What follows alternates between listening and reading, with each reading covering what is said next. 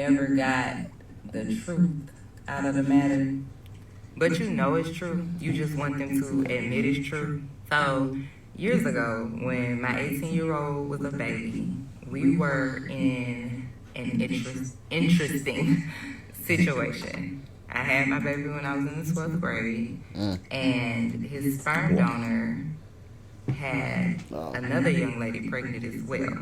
So my baby is what you call a project twin. So shortly after I had the baby, by the graces of the good God above, I was no longer living with my sperm donor. Me and the baby was living somewhere else. But because I was 18, I was still very young and naive.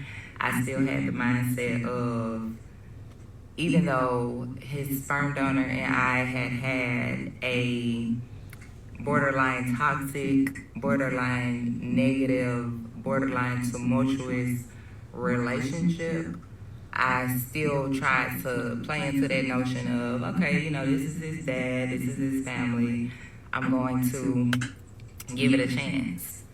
So one day, I had set it up to take the baby over there to see his people for the day. I was still cool with my sperm donor's sister, so I would talk to her from time to time, and I would take the baby over there so he can hang out with his grandma, see his sperm donor, things like that. And during this time, he was only like 8 or 9 months. So when I would take him over there to see them, I would literally take him to see them. Like, here he is, we sit in the living room, kick it for a little minute, take a walk around the neighborhood, just little things like that. And then, me and my baby was out because never played. So one particular day, by this time, my sperm donor, the mother of his other baby, was living with him.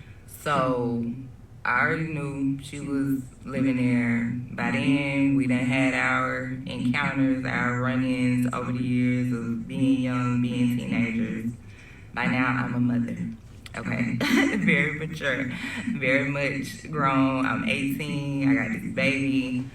I just very rarely had time for the game. Like, I've always been very much business oriented. Like, I'm gonna handle my business. We're gonna do this as effectively and logically as possible. And then, like I said, I'm gonna be on my way. So it didn't bother me that the girl stayed there. It just was what it was. By now, we've been through enough craziness, and this is just the aftermath. You got a baby, I got a baby. So this day, we went over to the house, and my sperm donor wasn't there. His sister was there. His mom was there, and the mother of his other child was there. So I go in, I say my hellos, how you doing? And me and the sister just chilling. We, she playing with the baby, playing with her nephew. We talking, vibing. I make the baby a bottle. I feed him a little bit of it. It was, what's that, an 8 ounce? My baby, my youngest child is 10 years old right now, so it's been a minute. It was the big bottle. I think that's 8 ounces. And I fed him probably about 2 ounces out of it, and then the rest was there. So I put the bottle in the refrigerator, and then me and my sperm donor's sister put the baby in the stroller and went on a walk around the neighborhood. So we might have been gone for probably like an hour, maybe an hour and a half, and we come back in. Of course, we've been out. The first thing I do is go get my baby's bottle because he's hungry. So I go in, and when I get back in the house, the mother of sperm donor's other child is in the laundry room washing clothes. And so I go in the kitchen. We don't talk. Like I said, I did my initial haze, and that's pretty much it. But we're far from friends. We're just cordial. I wouldn't even call it cordial. We just coexist. Yeah. So I walk past her in the laundry room into the kitchen and get the bottle out. I warm it up, shaking it up, and fortunately for all parties involved, I used to taste my baby's milk. And it's so funny because people would give me crap about that, like, why are you tasting his milk? That's so weird, that's so nasty. And my logic was always the fact that I don't want to test it on my wrist because my wrist and my tongue, they don't register the same. And I wanted to know what my baby was going to receive. I want to know what it tastes like. I want to know if it's too hot, too cool, too cold. I want to know how it feels to the taste. not to the drip on my wrist. That just wasn't accurate enough for me. Even having him 17, 18 years old, being a mom, this was just how I thought. And people always gave me crap about it. But I did not care. I was convicted. I was convicted in my belief that I'm supposed to taste this milk. And it's really funny how the world always works, because It's God. to me, that one little thing that I did changed everything, fortunately. So, warmed up the baby's bottle, shook it up, taste tested it. And in my mind, I'm like, something is odd. Like, looking at it, I'm like, something's odd. Squeezed a little out, tasted it again, and it just tasted salty and bitter. But I couldn't catch the taste. So I open it up and I smell it, and it just smelled like pure bleach. It don't even smell like milk. It just smells like bleach. And so the first thing I do, I'm starting to tremble. I'm starting to shake because my mind doesn't it's know me how to tripping. process I'm tripping. everything that I'm feeling and thinking at this moment. What's happening right now? Why does my baby bottle smell such strongly like bleach? And I'm about to feed this to him. Like, it was, so my mind is just in a state of chaos. And so the first thing I do, I call my sperm donor sister to come into the kitchen, and I'm like, smell this. And she was very animated and dramatic. I've always been a relatively calm person. I'm from California, where things were a lot different than Atlanta, to say the least. So his sister was a little more rowdy, a little more animated. So she smelled the bottle. She's like, oh, hell no. This smell like bleach. Y'all, why that other baby mama come out the laundry room? She come out, turn the corner and say, don't look at me. Don't look at me. And it's just like, bitch, we looking at you. What is that? Hit dog or holler? Because it's like, you just standing at the laundry room like this, trying to hear what was about to happen. Yeah, we definitely looking at you. What's going on? What do you mean don't look at you? Literally, all she heard was, oh, hell no, that smell like bleach. And she walks out and says, don't look at me. Just like this, do what you do. Don't look at me. So I was just like, yeah, we definitely looking at you. Did you put 100% in my baby's bottle? She's like, no, I did not do that. I did not put no bleach in his bottle. And like I said, the sister is there. She's not as calm as me. Even though I'm frantic with that myself, I'm still just speaking logically. Like, did you put bleach in his bottle? Trying to make sense of it.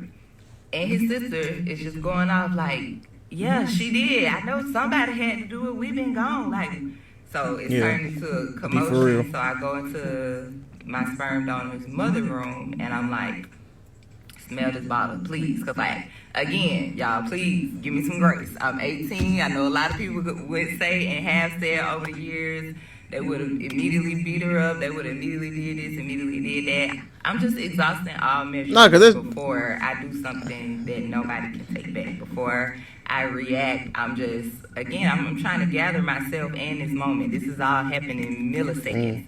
So I go in there and I'm like, can you smell this bottle? I'm shaking. And so his mom is like, what the hell? She was a very animated woman as well. So she's just like, oh, hell no, that smell like bleach in there. Go pour that out right now. But we all get locked up in here. Go pour that out. Y'all, when I go pour the bottle out, I did not call 911 and have them come.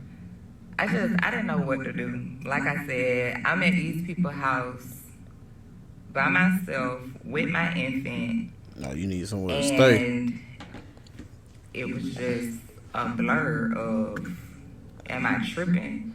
And so by now, my sperm donor has come back home. And again, it's a lot of commotion because it's just a big argument. His sister's still out there going at it with the baby mama while I'm in here with his mom, who is telling me everybody going to jail for the milk out. Yeah. And so now my sperm donor putting his 2 cents in, and this idiot says, You clean his bottles with bleach. Your stupid ass always use bleach in the dishwater. That's why it smell like that. You guys, come on now. Like, it was so many things to consider. The fact that, number one, this girl is in there washing clothes. Number two, which I didn't fully register in the moment of warming his bottle up, but like I told you guys in the beginning, I fed him about 2 ounces of that bottle. When I picked that bottle back up and was testing it, his bottle was back full.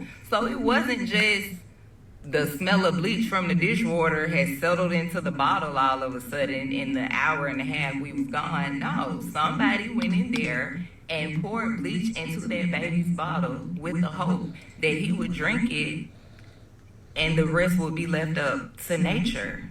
So now I'm just at odds with half the family besides his sister, who are all convinced that either no bleach was poured in his bottle, or if it was poured in there, we need to hurry up and get rid of the evidence before everybody gets in trouble. It was just a hot, ignorant mess. So I pretty much just had to call and get somebody to pick me and the baby up, and get us up out of that situation because it was crazy. It was pure crazy. So time went on, the years passed. My baby and this girl's baby were still siblings, and again, even after all that, I was still very young and still very critically forgiving when I should not have been. I definitely should have just closed the chapter that day. It would take a little more time. I eventually bolted that shit closed where I don't know any of those people anymore. But back then, dumb, naive, still trying to force something that's out of my control, I would just be like, they're siblings. I'm going to take my baby to the aquarium. By now, he's like around 3 years old. And I would just do different things and still reach out to include his sibling because I knew that she was not in as fortunate of a situation as my baby was, given who her parents were. Yeah. So one There'll time be other baby mom. I invite my baby's sibling, to the aquarium, and her mom brought her. And this was probably our first time physically seeing each other. Like, we had spoken over the years about getting the kids together, things like that. But this was our first time physically seeing each other since that incident with the bleach.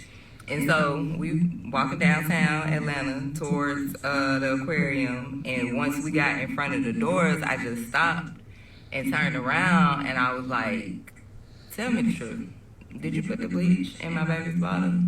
And she's like, no, I didn't do it. I did not do that.